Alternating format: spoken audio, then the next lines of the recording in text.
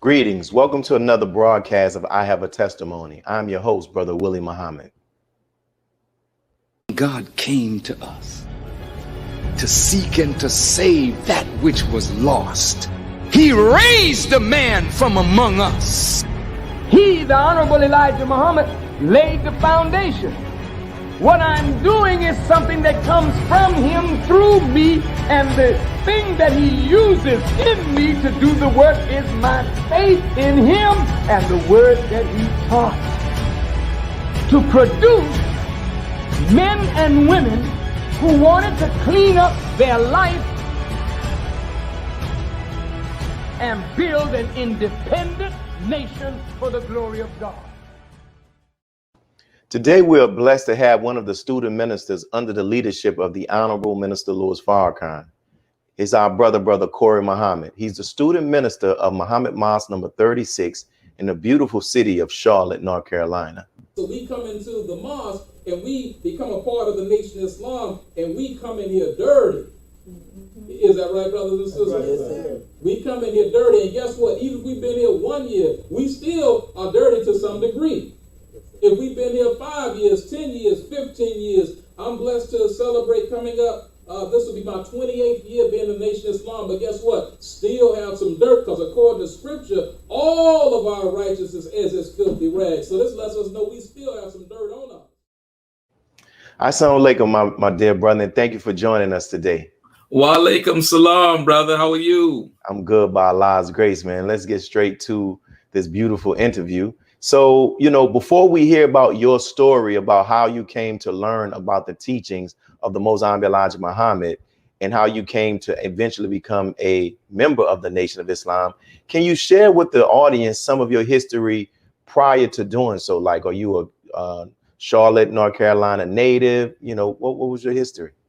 Yes, sir. Born right in Charlotte, native Charlottean, all of the times I've been around. So didn't grow up in church, didn't grow up in the church. Would go on like Easter with my grandfather, things like that, but didn't grow up in church. But yes, native Charlottean.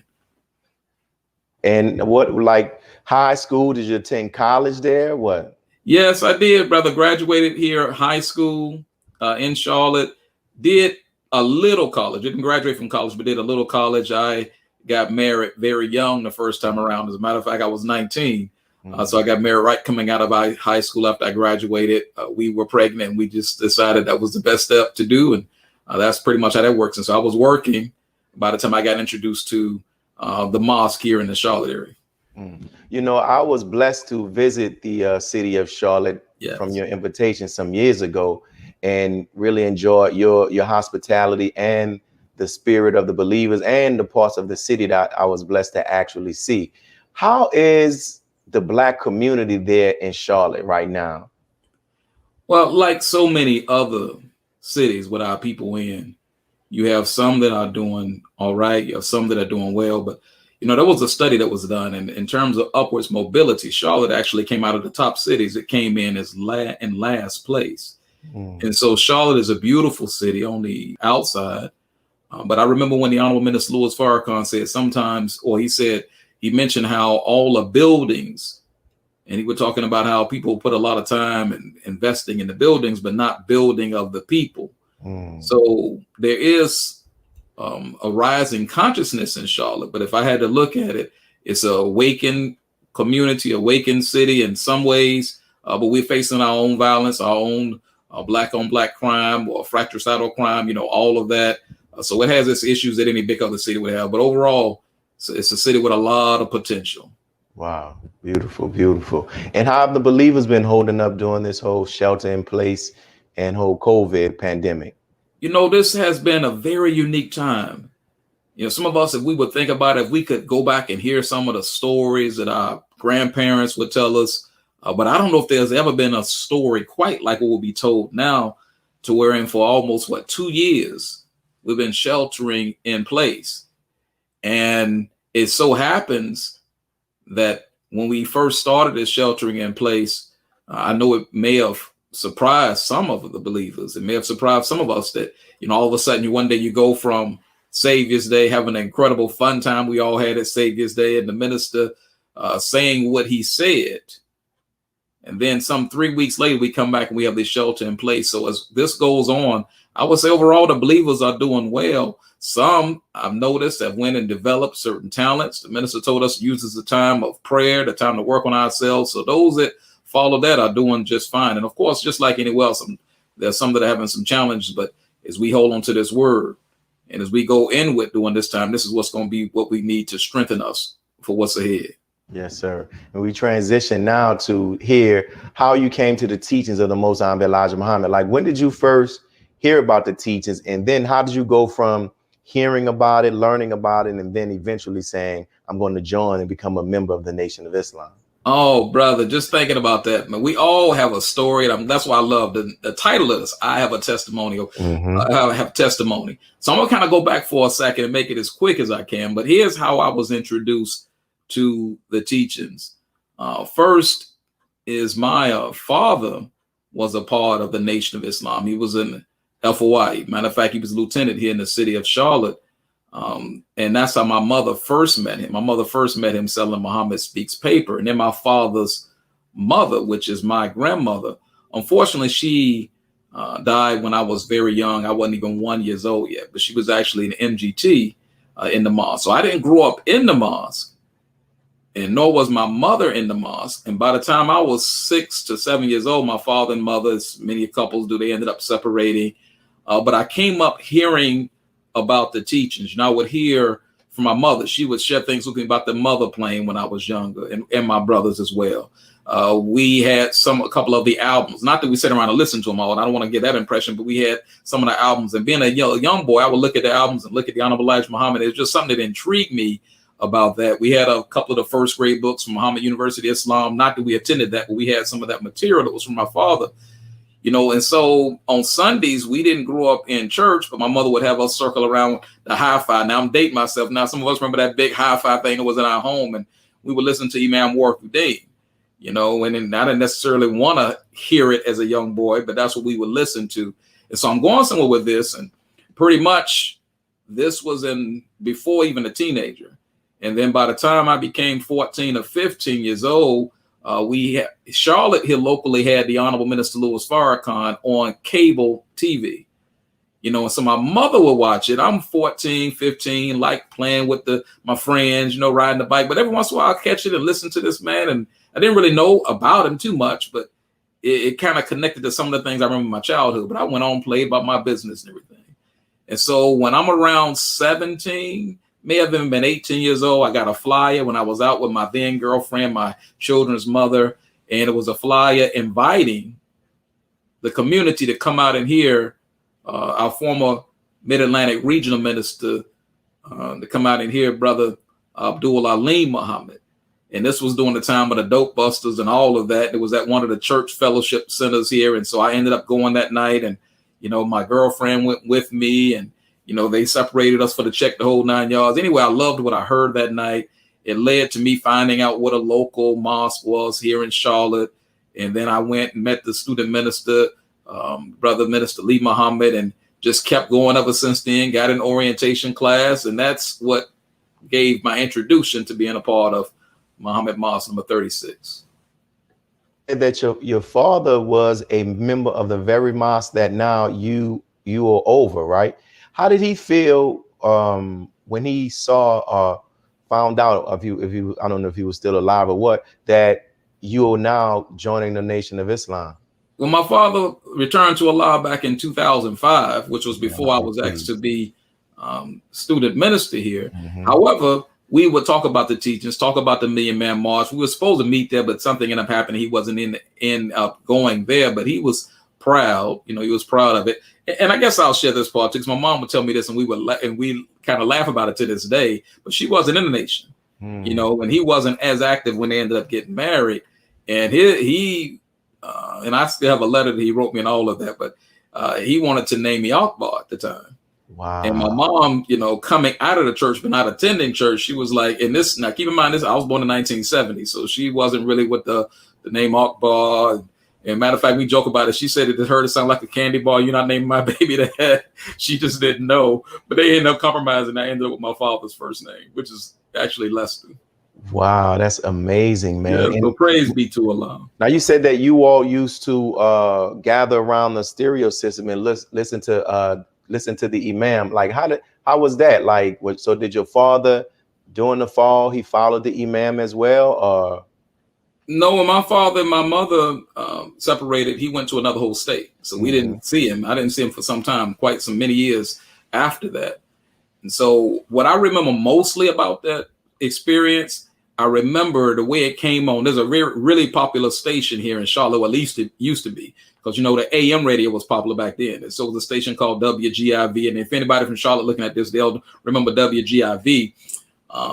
But when it came on, the imam, they had the Adhan plan, and they had different things saying. That's one of the things that stood out. You know, being a little boy here, and that's what I was thinking. This sounds funny. It sounded strange to me. But what I remember mostly about that is some of the times wanting to go outside and play, but we were made to do that for the most part, my two brothers and I, and so we just would listen to it. And now, knowing all of that history about how your mother met your father, he was in the nation, and your mother was not in the nation. She was leaving the church, but she still had a friendly disposition from what it sounds like toward the Nation of Islam. When you hear all of that and you possibly almost being named Akbar, and you see where you are today, like where do you see Allah's hand in it? Oh, brother, so beautiful as all of us. You know, we look and see how Allah orchestrates things. I left one part out that I want to go ahead and add in. The brother that helped bring Islam here under the Most Honorable Elijah Muhammad was Brother Larry X. Now, this is a brother that was introduced. He was from South Carolina, then ended up moving into Baltimore and then to New York. And his brother introduced him to the teachings. All right. And this brother is a brother that the minister mentioned many years ago about some ministers or some brothers that the Honorable Elijah Muhammad, the Most Honorable Elijah Muhammad, sent out to the West Coast. And Brother Bernard Kushmil, Brother Jabril. But see, Brother Larry was also one of those brothers, you know, and so Brother Larry did a lot of work, a mighty work here in the Charlotte area. Now I'm going somewhere with this. He owned a store called Shabazz Fish and Take, and it was on a very popular black thoroughfare in Charlotte called Beatty's Ford Road. And so all the community children, a lot of us would go to Shabazz. When I would go visit my grandparents, because I didn't live close to Shabazz, when I visited them, we walked that little half mile up there to the store and get all that penny candy and these big jack cookies and all of that. But when you come in there, Ali Shah or Minister Larry then would always talk to the youth. So even in my 9, 10, I remember going to this store and I would go there and sometimes order these good vegetable sandwiches they had on homemade bread. And he'd just take time to talk to you. And it was because before I actually joined the mosque, I was going in and out of that, even after I got my license and just being schooled more and more. And he would tell me about my father and my grandmother and all of that, you know, and just getting to see the great work that Brother Larry was doing. So I even look at between the time of actually joining the mosque, between the time of getting that flyer about coming to the church to hear Dr. Alim speak, there was multiple visits to Shabazz Fish and Take.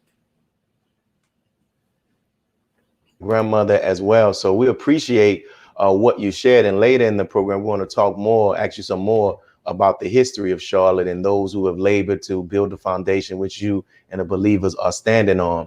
But what we're coming up on our first break, and we're going to pause to hear something from our sponsors.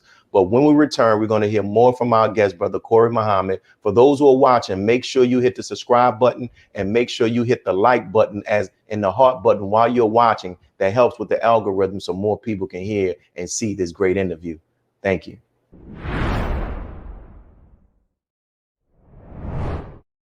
And we're back, brothers and sisters, with our guest, Brother Corey Muhammad. He's the student minister of Muhammad Mosque number 36 in the city of Charlotte, North Carolina. And so you talked about how, you know, you're the student minister. You mentioned that. And so can you talk about how you became appointed to that position? Yes. Well, when I first became a part of Mosque, I came in and being as humble as I can, I came in excited about the work, came in soldiering, and still to this day, you know, still continue the soldiering. Was blessed to brother student minister Louis Muhammad, you know, was blessed to be an assistant to him. But prior to even being an assistant to him, I was served in the secretary department for some time. Also, of course, served as lieutenant for a little over 7 some odd years. So served a lot of different various roles. And the last one ended up being a student assistant minister, and it was a student assistant minister to 4 different administrations. And then there came a time when we didn't have a student minister here in Charlotte.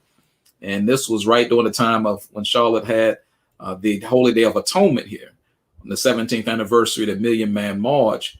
But so I was asked shortly thereafter, I was asked if I would assume the position. It wasn't something I was necessarily excited about at the time. I mean, I was fine just assisting. But the time came when I was asked and I decided to accept it. And here we are today, striving to make my word bond. Praise be to Allah, man. And because you were there serving, man, and that's something, you're doing a great job there as well. Now, I'm a big fan of history, and I love to learn as much as I can about the history of various mosques and study groups in the various cities. You mentioned about Brother Larry. Is there any other information you can share that you have learned about the history of the mosque there in Charlotte, and even other ministers before you and the other laborers? Oh, brother, we look at the beautiful shoulders of those that we stand on. And so Brother Larry with Temple number 36 here under the Most Honorable Elijah Muhammad, and then there came the time after the departure, in terms of here locally, and I'll give it the best way I understand it, Brother Lee Muhammad in the early 80s was going back and forth to New Jersey and other places, and and it eventually came to him to come back here to Charlotte where he lived and to go ahead and set up what is now Muhammad Mosque number 36. And I remember him telling many of us, he was telling, well, why don't you all send somebody? And they said, why aren't you going back to Charlotte? So he ended up being the mighty brother that was here to set up Charlotte, as well as many other mosques and study groups in North and South Carolina. I look back in at some of the laborers there. There's been quite a few brothers and sisters that have helped shape us all to get to where we are. But I look at my first captain was brother John Muhammad, who's in Greensboro now. My second captain was Brother Reginald Muhammad, who's a hard worker and still right here in Charlotte now. There was been ministers like Brother Minister Robert and Brother Minister William and Brother Minister Yusuf that many may know from Springfield area that worked really hard here in the Charlotte area as well.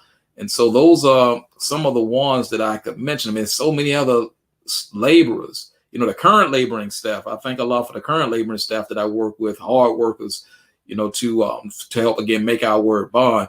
But this is a city with a lot of history, just as many others, but a lot of rich history here. One time, Sister Clara Muhammad School. Of course, there was the Shabazz Fish and Take. So there's much that we have to do and add to what has already been done in this great city. Wow. And you're talking about the work that has been done and the work that is being done now. Can you share with the audience about some of the things that you all are doing? Because as I prepared for this interview and came across many pictures of you are very active in the mosque there, is very active in the city of Charlotte. So what are some of the programs and activities and outreach efforts that you all are engaged in? Yeah, so when I first was actually take this post, one of the things I did was just connected to as many community organizations. I wanted to just be visible, get a chance to meet. I met many of them before, but this is just in a different position, a different role I was in. And so I strive to make sure we collaborate on a lot of different, whether it's functions, whether it's programs, whether it's different initiatives. We happen to have the LOC still active here, the local organizer committee. Wow. The LOC that started with the Million Man March, and then because it took local organizing to help make that happen when Charlotte had the amount of buses that it had. But then in 15, we reignited the LOC here under national instructions. And really from that point on, we still have some of the members now when the LOC is still around, still doing some work in terms of re-exciting and the campaign for conflict resolution, working on that. I work with the Mecklenburg Council of Elders. I sit on the board as a I shouldn't say sit, because we do a lot of activities, whether it is helping with know your rights type presentations and seminars, whether it's expungement clinics. That's what the Mecklenburg Council of Elders do that I work as a part of too. So quite a few. And then staying in touch with clergy, staying in touch with others. But the main thing we strive to do is make sure we out there in the community, with the final call. We're just talking to our people. You know, so that's some of the things that we're doing now. So other things I can share, but those are some of the main things. Man, that is a lot. And I know that there's much more that you are actually involved in as well. Now, Yes, you've sir. been a student minister for some years.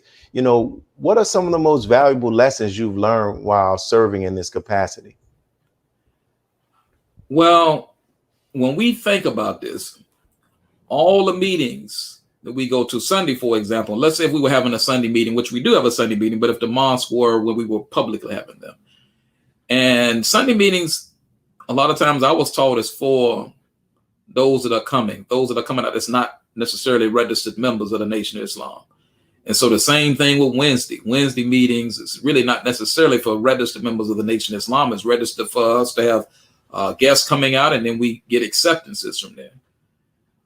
But then if we look over in the classes set up for the brothers and the classes set up for the sisters, those are designed to help us and strengthen us. But Friday self-improvement is something that helps us to focus on getting better from the inside out. So if you was asking me some of the things I've learned is that the greatest jihad any of us will face is that jihad of fighting against the negative part of self, fighting against the not having discipline of self, fighting against all of that. So some of those principles I would say is that it's good that the human eye is made to look out. It doesn't look in. But a lot of times we got to make sure we're looking in and just being, as the Honorable Minister Louis Farrakhan put, when the new year came in, he said, be a better version of ourselves this year than we were last year.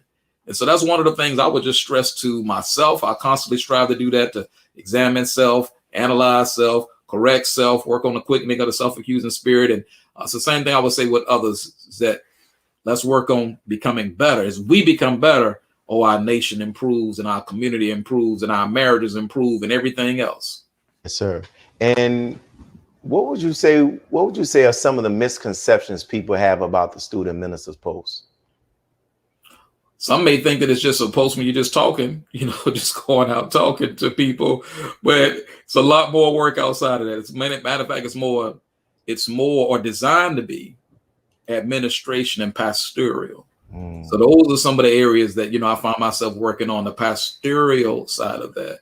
So misconceptions is that just, ministers just talk. No, there's a lot more to it other than just talking. What has been some of the most rewarding experiences as being a student minister for you? Oh, brother, some of the most rewarding experiences is when we're sharing the word and someone hears it. And you got people sometimes that hear it and they really, really appreciate what's being said to them and they show you that appreciation. So if I had to look at rewarding experiences, it's really just serving, and not just serving, no, but being happy with serving, striving to help somebody's quality of life be better, and sincerely motivated to be able to do that. So it's that experience. Now, I would also say it's been beautiful as well. And a few different experiences being at the National House for dinner with the Honorable Minister Louis Farrakhan, but even some of the community events, those of us that are striving to be in these positions, oftentimes the community has a certain level of respect that we may or may not have earned, but if we take it and strive to build on that, it leads us to many wonderful places. And what do you say in regards to coming out of this COVID, this pestilence from heaven, as the Honorable Minister Louis Farrakhan refers to it? Like, what are some of your goals and for the actual mosque there in your city? I got to say something that's funny here. And, a lot of us, from administration, laboring standpoints, may have taken some time off, doing the, when I say take time off, we didn't have to go to the mosque building, and it was only a few months ago when we started soldiering again. But my wife would say, well, shoot, you never did really rest, because we kept certain things. We just went to Zoom and just did via Zoom. And, so looking back, coming out of this, some of the goals and plans that I have, a podcast. There's a brother here that's very, very popular on the radio here. We've been talking about that, something to help us connect to the community more and have more people learn about it. So podcast, as well as a couple of entrepreneurial virtual things that the mosque can do as well. Beautiful, beautiful, beautiful, man. And here I would say would just be this: in the ministries, we have a focus on reigniting the ministries and reigniting the conflict resolution, that effort to put a little more weight behind that. Praise be to Allah. Now, you said something that was interesting as well, how you all have been able to keep the local organizing committee still up and running since 2015. Like, so what has allowed you, how have you all been able to do that? Well, a core group that really helps with that. You know, it's a core group. As I look back and look at it now, it's a core group. So now, I don't want to make it sound like it's a lot. It's about 4 or 5, but it's a core group that stay in communication. And even though the LOC may not have as many events, we believe in the saying collaboration over competition. So some of us are involved with other different events and other different programs to help. But we, you know, again, it's that core group that really like what they do and like what it's about. And that's what I think has helped us be able to still be in touch with each other and even look at things we can do to reignite it and more participation. Praise be to Allah, man. We thank you for those comments. And yes, time sir. Is flying by so fast, but we still got more questions that we're going to ask. All and right. We're coming up on to our 30-minute into our next break. I'm saying a 30-minute break. But for those who are watching, we're here with our brother Corey Muhammad. He's the student minister of Muhammad Mosque number 36. You've heard him tell his story about how his father was a member of the Nation of Islam, his grandmother, and you heard him talk about what's taking place in the city of Charlotte, what the mosque there is doing and what they plan on doing. Please share with others to get so they can hear the last half of this actual interview.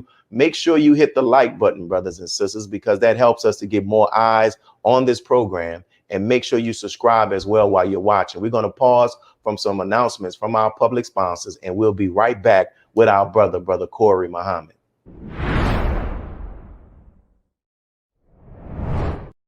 Thank you all for joining us again. We're here with our brother, student minister Corey Muhammad of Mosque number 36 in the city of Charlotte, North Carolina. Now, brother Corey, while preparing for this interview, I came across some videos of the minister speaking in Charlotte. And I also found the video, not a video, it was an image of you actually in the minister was speaking. You were behind him and sitting down, looking up as he was speaking. You know, what can you share with us just about the whole impact of the Honorable Minister Louis Farrakhan when he has come to the city of Charlotte? Oh, brother, if I go back and look, I became involved with Muhammad Mosque 36 back in '89.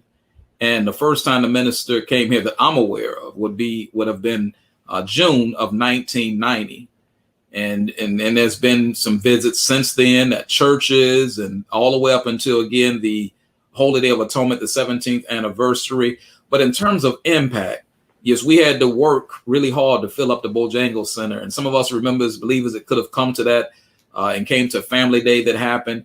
But the impact has been those that hear and have heard the minister's words. They love him. The minister said he went before us and he's, made friends for us in so many different places. So Charlotte is no different. The beautiful thing about the impact, a lot of times when we go out today, some of the newer, younger generation, some of them have never heard. Now, some have, but a lot of them have never even heard the ministers. So when they read something or we share something with them, especially if we keep visiting and talking back to them, it's that whole light turning on. Just like it was for any of us when we first heard this teaching, a light turned on in our minds. And that's what the impact of the minister's words has done here in Charlotte to those that listen. And so even that may not lay out the quote unquote red carpet, or may not include the Nation of Islam and some of the things that the nation should be included in, the impact has been great here. As our minister, as we know, is a world traveler. Wow. And, I've been present when you were one of the guests that were invited to the palace in Chicago after the Honorable Minister Louis Farrakhan has delivered a lecture there on a Sunday at the Mosque Mariam. So can you share with the audience, what that experience is like, and how did you feel being invited as one of the dinner guests for the Honorable Minister Louis Farrakhan, and what were some of your takeaways? Oh, first, brother, extreme appreciation. And when I say extreme appreciation, because I'm able to attend representing Muhammad Mosque 36, but only the work of the believers here, the work of the other laboring staff here. So unfortunately, everyone wasn't able to go. So I felt appreciation first. Then you want to know the second thing was fear, scared to death. Wasn't sure if I was going to say something wrong, or just wasn't sure how the whole process worked or any of that. That's just, I guess, the lighter side of it. But just seeing the minister and environment, the times that I've been blessed to see him, to hear the gentleness of his voice, how it sounds, to see he act the same, you know, it's not like a different person. The few times that I've been blessed to be around, it's the same beautiful, humble, loving spirit. And so it's impacted me in many ways. One of the times when you and I even shared notes, you know, I'm trying to first, I didn't know that I wasn't wise enough to go to prepare to have something to write down everything. So I wanted to be able to catch that. So I'm trying to jot stuff down on a napkin and jot different things down at the minister sharing. And didn't want to try to mess it up remembering. But what I pull from that really is extreme appreciation, because we think about the Honorable Minister Louis Farrakhan. It's 7+ billion people on this planet. And for all of us as original people here in the wilderness of North America, the affinity we should have for him, and many of us do have for him. And then the smaller group of those in the Nation of Islam, and then even smaller group to be able to be in an environment like that. Oh, brother, extreme appreciation. I thank Allah for all those experiences. Wow, praise be to Allah. You know, the title of this show is I Have a Testimony, and it's based on the scripture in the book of Revelation that says how Jesus speaks about the power of a testimony. And, you know, it's really geared to allowing people to give their perception, give their experience, their interaction, or their views about the Honorable Minister Louis Farrakhan for the purpose of helping to clear up misconceptions and look past the slander and the lies that this society or those in power have done toward the Honorable Minister Louis Farrakhan. So my next question to you is that if you were able to give a testimony about the Honorable Minister Louis Farrakhan before the world, and you were asked to testify about 3 qualities of the minister, what would be those 3 qualities of the Honorable Minister Louis Farrakhan you would testify about, and why? Long suffering, patient, humble. So many qualities. And I like what you said, it's rooted in the book of Revelations. And in the root of that word testimony is that word test there. So why would I testify to that? And not necessarily in the order that I gave it in, not necessarily in that order. But if I had to just start off with the patience first, is that the minister has been working with Black people. Some of us, we get involved with organizations and somebody make us mad, or something is said here or something is said there, and we just throw our hands, take our ball home, just be done with the whole thing.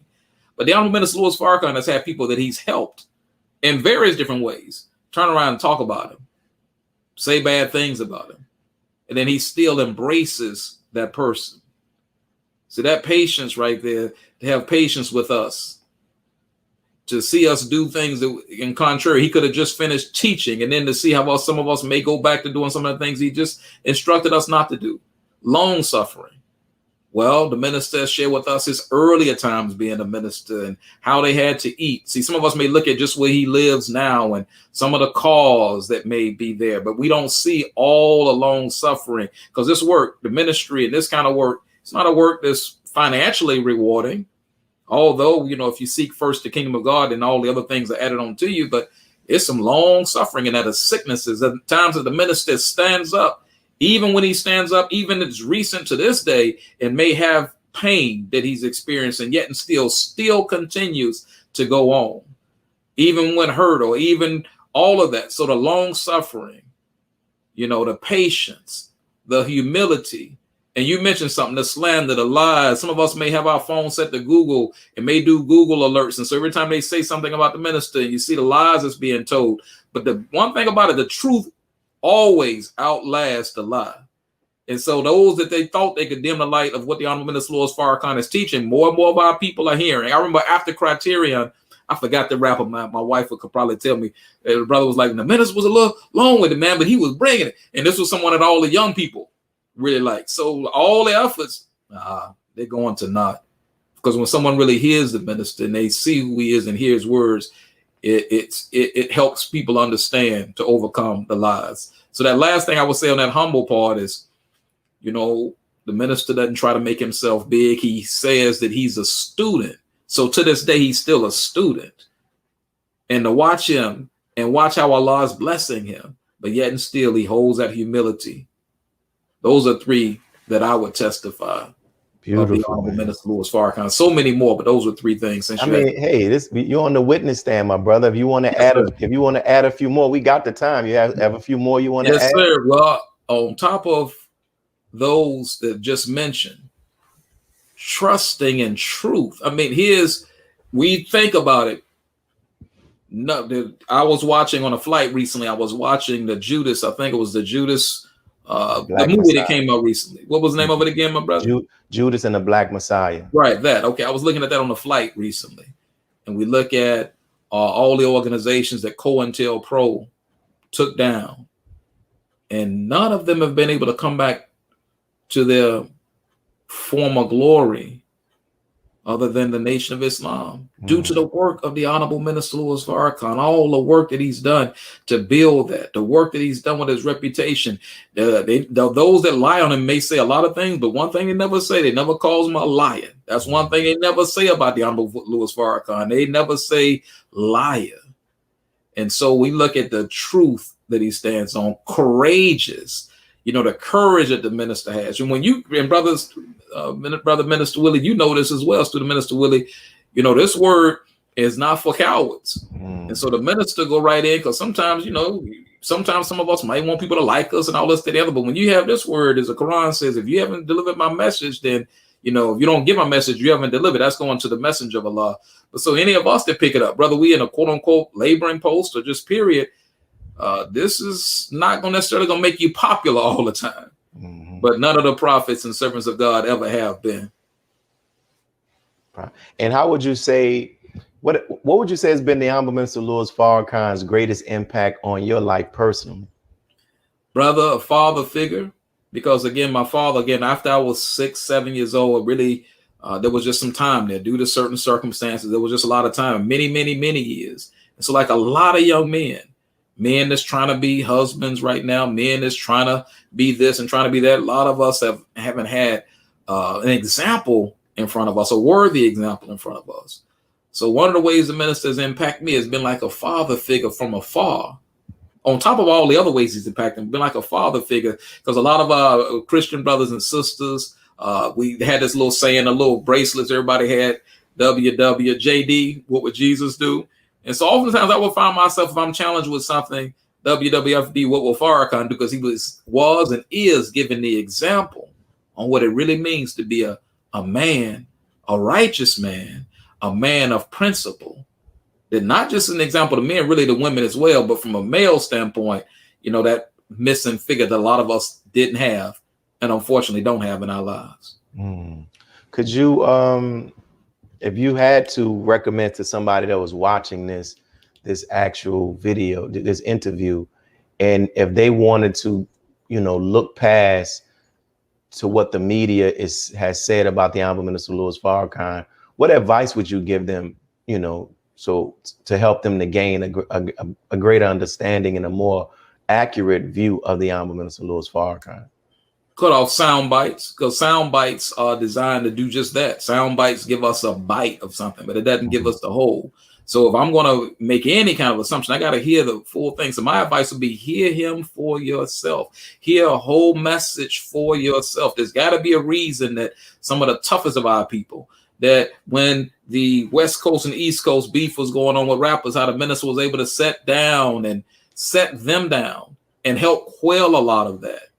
Do it for yourself. Listen for yourself. Hear him for yourself without, the added influence of media. I just want to mention this so we can go and research it ourselves. There's a science called perception management that the United States Army used earlier on. Advertisers use it too.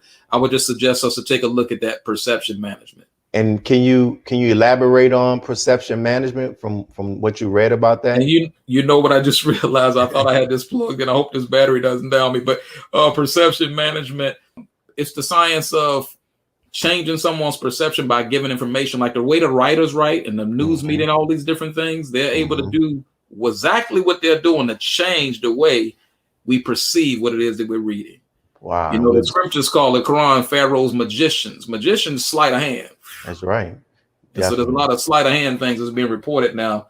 There's illusions, But unfortunately, we can get caught up in thinking the illusion is a reality. Yes, sir. And what we'll do, we're going to go to break and actually give you some time to plug in your battery, and we'll come back and continue this interview with our brother student minister, Corey Muhammad. Make sure you all who are watching, you got to hit that like button, brothers and sisters. Hit the like icons. If you're on Facebook, you know, make sure you subscribe to NNV if you're on our YouTube page as well, and continue to tag some people so they can hear the last 15 minutes of our brother, of his testimony.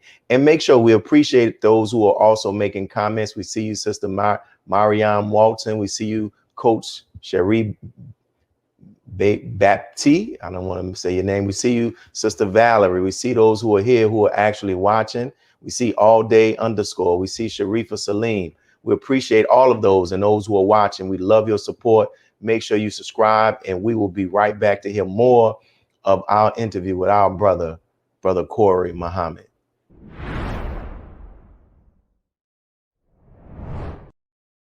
And we're back with our brother Corey Muhammad, who is the student minister of Muhammad Mosque number 36 in the marvelous city of Charlotte, North Carolina. So, you know, in addition to being a student minister, you know, I researched about you and on the city's website for your mosque. It talks about how you've been self-employed for over 20 years.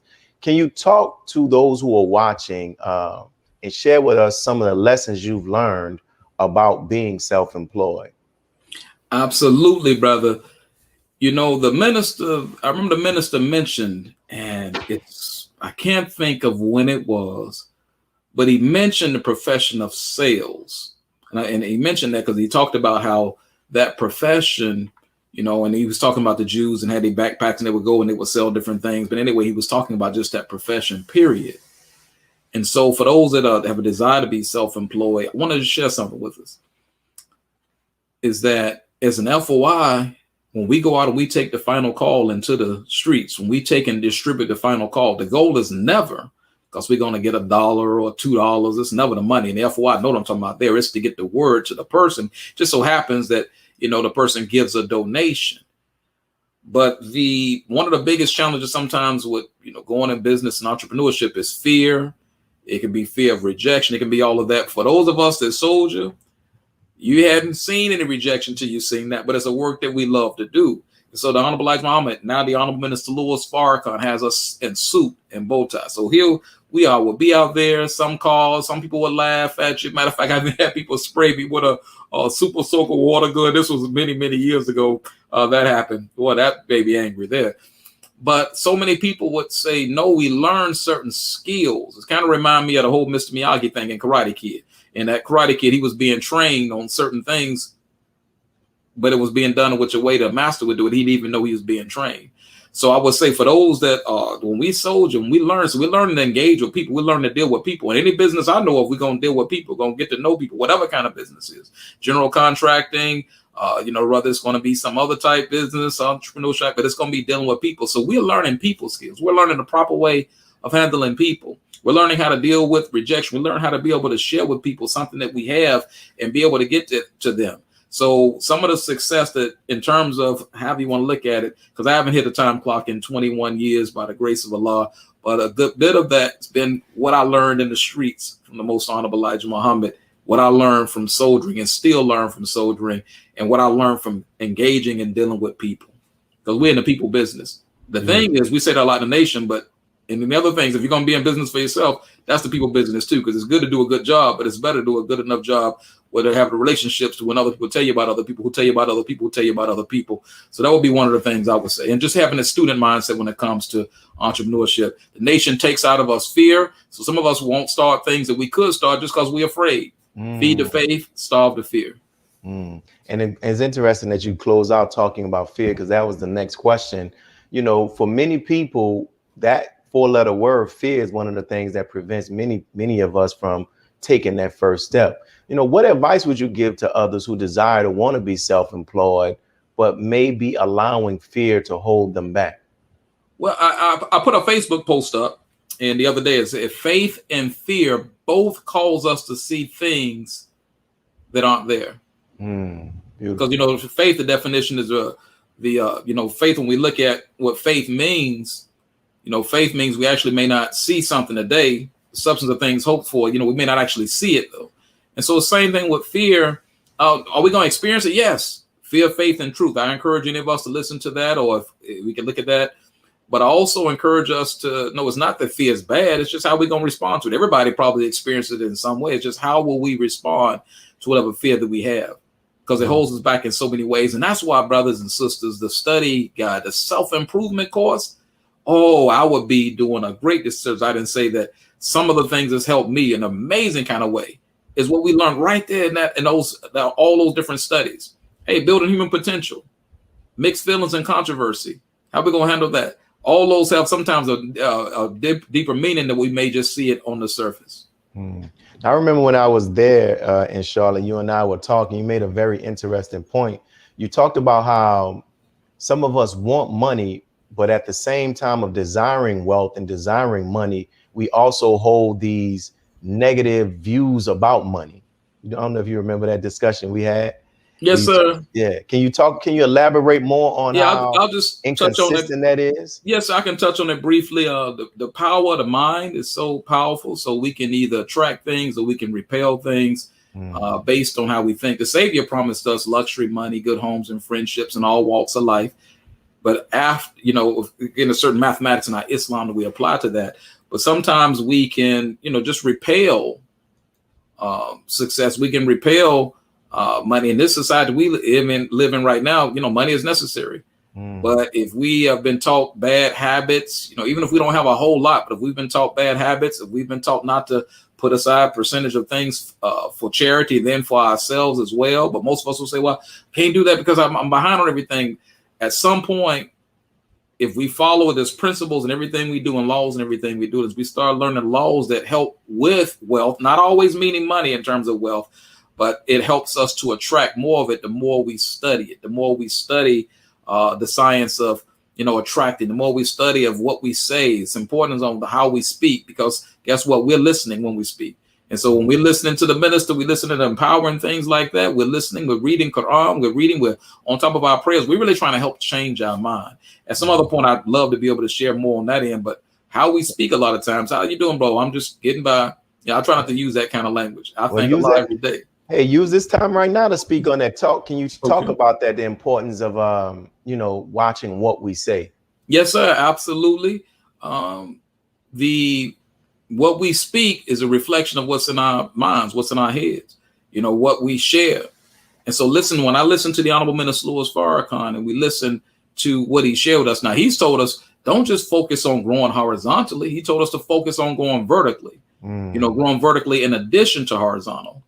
So I would say to any of us, look at Brother Thomas Jihad said something to me alone, not just to me, he said it to the believers. Brother Thomas Jihad said that he learned early, a long time ago, that he said he learned how to live off of 75% of his income went to bills and 25% went to, you know, things that he would do for himself, investments and things of that sort. You know, he learned to live off 75% of his income. He said at this stage in his life, now he can live off 25% instead. And he's actually reversed the numbers. And I hope I had those numbers correctly, but if I remember correctly, that's what he said. So what I would share with us is, you know, when it comes to our associations and how we think, when it comes to little things, you know, little things when it comes to our money, sometimes we have to really look. The Honorable Elijah Muhammad didn't teach us to be extravagant in any of those things. He just taught us to be able how to do what we have, but he also taught us how to set something aside, you know, how to make sure we are setting something aside to make sure that we are using wisdom in all that we do. So I would just suggest to us, some of us may have a desire to want to get better. I say start with the study guides, start with the teachings of the Most Honorable Elijah Muhammad. But then from there, it's okay. In my opinion, if we read something, we want to know something about wealth, then we may want to study something that's going to help us know something about budgeting. Then we may want to study something that's going to help us with our personal budgeting, because somebody may have a little bit. Just because we have a little bit, many of us think we get a whole lot tomorrow to be different. No, if we haven't learned how to use a little bit, then probably we get a whole lot. That's just going to, you know, go to the same place that the little bit went to if we don't know how to properly manage it. Wow. You mentioned, you quoted from the lesson when it talked about friendship in all walks of life. For someone that has been self-employed for over 20 years, how important is that statement that's mentioned in the lessons as it relates to business, friendship in all walks of life? Oh, it's important in business, important in life, period. There's an old saying, and again, sometimes we may think this just means financially. We don't necessarily mean financially. Our net work can help equal our net worth. And again, I don't judge myself on net worth by a certain amount of money. No, there's no amount of money that can tell us who we really are. But what I would say is that we learn how there may be people that can open up certain doors or share certain things with us. It goes back to the student. When the student is ready to teach their peers, but if we are wise students, the more we begin to meet different people, the more our network grows, and we got a lot of people that we can learn things from. You know, maybe I'm into a trade. Maybe if I'm trying to get into a trade, it'd be wise to make sure I begin to have friends in my network that's really good at that trade, even mentors that I've added to my network, because they can share with me things that will cut off many years off my learning curve. Beautiful, beautiful, man. Thank you. We thank you for all that you have shared, my brother. Your testimony is very inspiring. Your story is very inspiring, and I've learned more about you. And I hope others who are watching this as well, they will get the opportunity to learn more about you as well, and even those believers there in your city to see the jewel that they have in you, man. May Allah continue to bless you. Thank you for accepting our invitation, and may God continue to bless you, my brother. Oh, brother, all praises due to Allah. Thank you. And I want to encourage all of us listening to this, to continue to strengthen our relationship with Almighty God Allah. Continue to hear the man in the midst today, the Honorable Minister Louis Farrakhan. Thank you, dear brother. Assalamu alaikum. Wa alaikum salam. And for those who are watching, I'm going to ask you again, make sure you hit the subscribe button. Make sure you tune in every Sunday at 1 p.m. Central Standard Time. And also I think that's 2 p.m. Eastern Standard Time. We will greatly appreciate it. And as we get ready to wrap up, we want to close out with our normal announcements. We're still here in the process in the city of New Orleans of working to pay off our mortgage. We're trying to get 144 people. It's a little less than that, because right now we probably need about 138 people, because people have been giving donations just to donate $100. If you can give a $100 donation, we would greatly appreciate it. You can make that payment via Cash App. You can make that payment via the GoFundMe on PayPal, or you can contact us on social media if you want to find out, mail it or something else. But please make sure that you give a contribution. We will greatly appreciate it. We want to put our mortgage to rest. In addition to that, we also are constantly praying for those who are in our city or people, whatever, who've been impacted by this COVID. Send the names of you, if you need prayer, your loved one, so we can submit their names to our prayer group. And inshallah, within the next coming weeks, we want to offer another initiative related to this whole thing dealing with prostate cancer prevention that we were going to launch here from the city of New Orleans as well. So we thank you all for tuning in to NNV National Network View. Make sure you tune in throughout the week. Remember, this is not just a online show. We have our own beginning stages of a national news network where you can hear perspectives and commentary about news events from the standpoint and the lens and the teachings of the Most Honorable Elijah Muhammad. That's Monday through Friday, 5 p.m. Central Standard Time. Go to NNV on YouTube, hit the notification button so you can find out when it happens. This is your brother. Make sure you spread this interview with our brother Corey Muhammad. And this is your brother Willie Muhammad, signing off with National Network View. Peace. God came to us to seek and to save that which was lost. He raised a man from among us. He, the Honorable Elijah Muhammad, laid the foundation. What I'm doing is something that comes from him through me, and the thing that he uses in me to do the work is my faith in him and the word that he taught. To produce men and women who wanted to clean up their life and build an independent nation for the glory of God. Be a part of the force that powers truth in journalism. Your support helps to combat false media. Cash App NNV News.